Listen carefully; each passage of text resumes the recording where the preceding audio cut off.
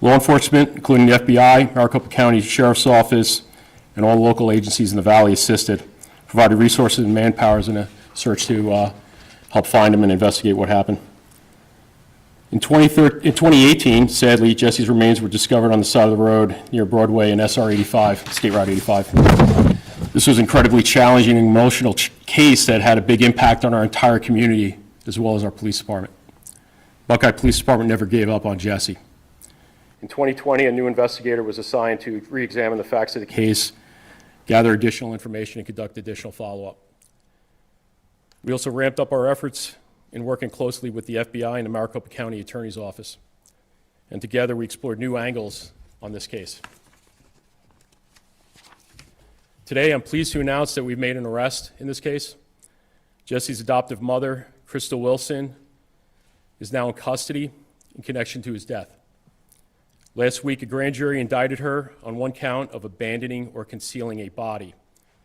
With the help from the FBI Safe Streets Task Force and the Gainesville, Georgia Police Departments, the Buckeye Police detectives arrested Crystal yesterday afternoon at her home in Gainesville, Georgia.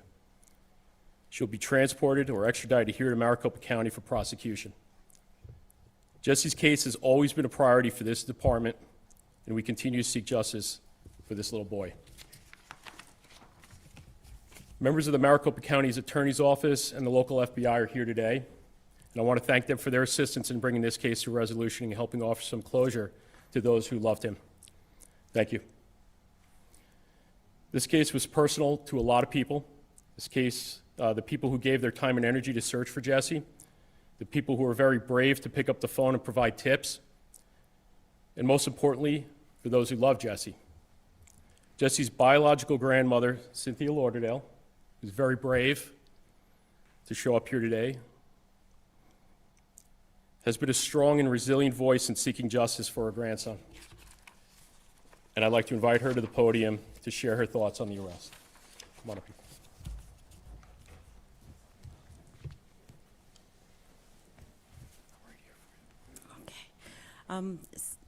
What I want to say is that me and my family just want to thank everyone for working the case. I know it took a long time, but you know, there's things that has to be done. We never gave up hope that justice was going to be served. We're just happy that it's finally, you know, come to the end to where the person is going to be liable and will be held accountable for the things that she did. It's been 6 years since Jesse was missing. So in the meantime, his mom has passed away in February 2007. But there was one thing that she said before she did pass away, is that justice will be served, Mom. It's just a matter of time. So God took her, and she's in another place. And what I see is that she's working behind the scenes. That's just my thought, that she's working behind the scenes. Her last Facebook page on February 7th was justice will be served. So we just like to thank everyone that has put all their time and effort in as a team to bring this to justice. We love Jesse very much, and we never gave up hope, and he's in our minds, and he stays with us every single day. We love Jesse, and we know that he's in heaven with his mom, and they're both doing what they need to do to carry on with the justice, basically. And that's all I have to say. And again, I thank everyone for all their efforts. It's been a long road, and we're just happy that it's coming to an end. Thank you. Both Chief Paul and Cynthia are willing to take some questions. Can you repeat the name of the adopted mom and what led you to believe that this arrest was needed? The adoptive mom is Crystal Wilson, and through the course of the investigation, you know, it was a blessing and a curse that it was a high-profile case because we have got a lot of leads on this case, but all of our leads led back to Crystal being responsible in the investigation. Go ahead. So the charges are forgive me, you said concealment of a body, so she's not being charged with the homicide? That's correct. And why not? Some of the physical evidence that was needed for that charging was the actual body recovery itself. Now, unfortunately found Jesse a couple of years later, and there was no information provided in the recovery of him that would support additional charges. So we worked the case through the county attorney's office, and this was the best, most fitting charge at this time. So how did she move the body from the house to here? And can you give us? We believe she did. Crystal has never given us a statement. Well, she gave us conflicting statements, but there was never an admission on exactly what happened. So we may never truly know how he died then for you as the chief. How does that make you feel? It's a tough case. She knows what happened. She's not telling us. The onus is on her. What evidence do you have for the charges that she's facing now? We have right now, give me 1 second, I wrote all this stuff down real quick. Here it is. We collected DNA from her Jeep, statements made by Crystal, and some technology and visual evidence that puts her in the area where the remains were recovered. So that's what we have at the night the night we responded out there.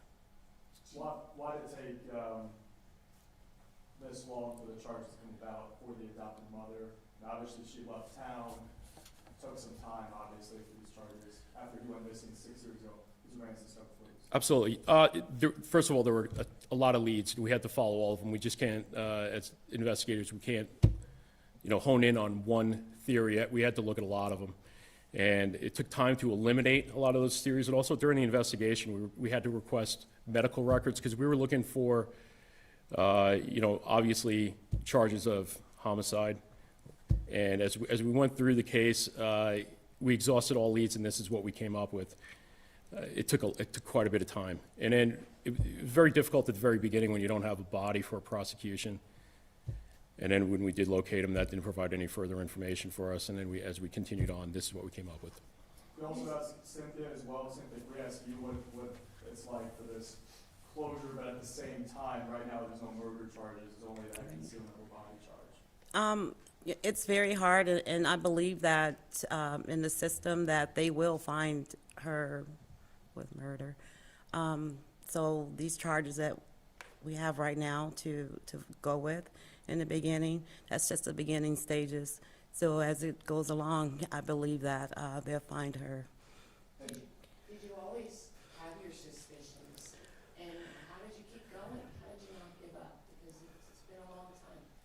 I did have my suspicions from the beginning, just from, what people were basically saying, and people that knew her, I talked to them, and, they were telling me things. So, yeah, I had my suspicions. And as far as, keep going, I just kept my mind busy, kept working, and but every day, there wasn't a day that went by that I didn't think about it. It's very hard. And even now, it's hard, but I just keep going. Did you have any type of personal relationship with her at all? No, not at all. I didn't know who she was. Chief or Cynthia, what's the status of the other two children who were under her care? If either of you. Her rights were severance from the other two kids. I do continue to have visits with, one of them.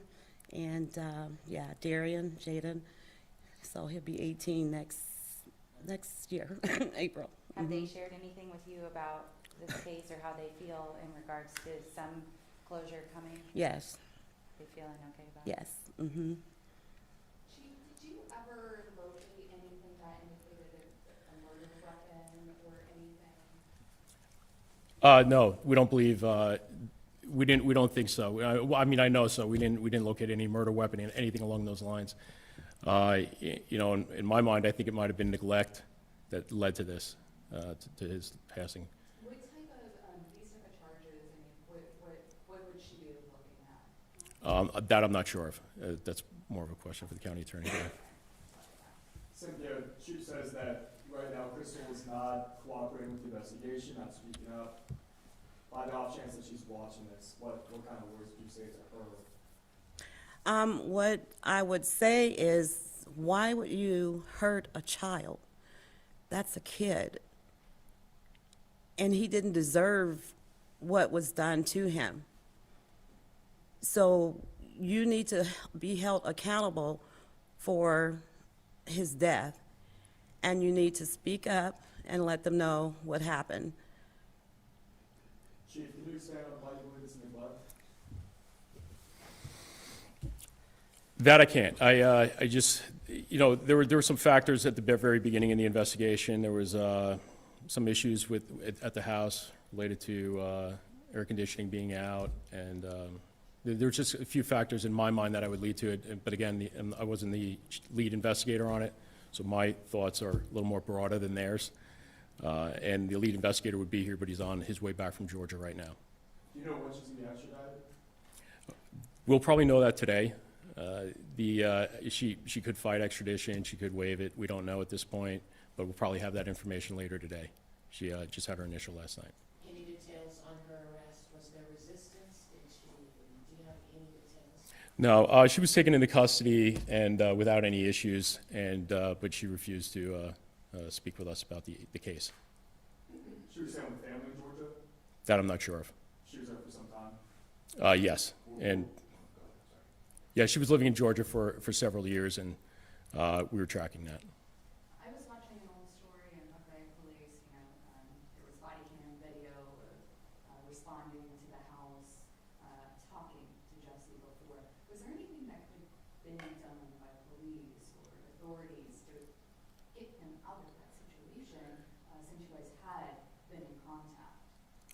Based upon that incident alone, there was nothing to indicate that he needed to be removed from the house. If there was, we would have contacted DCS and taken steps to have him, or taken steps with DCS to have him removed. But there was nothing on that initial call to indicate abuse, neglect, or anything along those lines that time we went out there.